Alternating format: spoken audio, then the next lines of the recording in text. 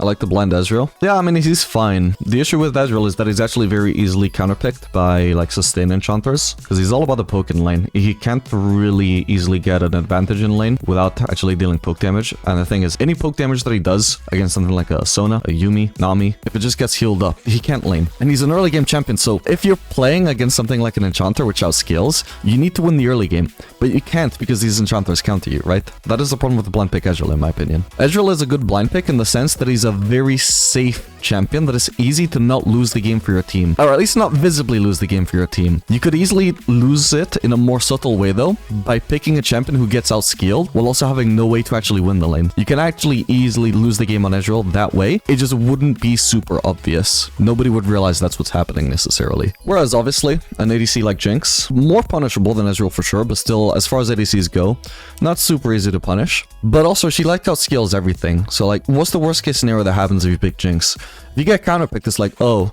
no, they stunned me in the early game. Oh no, well, you still have the scaling to fall back on, right? Whereas Ezreal is like, you get counterpicked, you are useless in lane, you scale bad, so you're useless later on as well. So throughout the entire game, you're useless. But at least you're not dying. Great. Because he's a safe champion, means he's a good blind pick, right? Not always, no.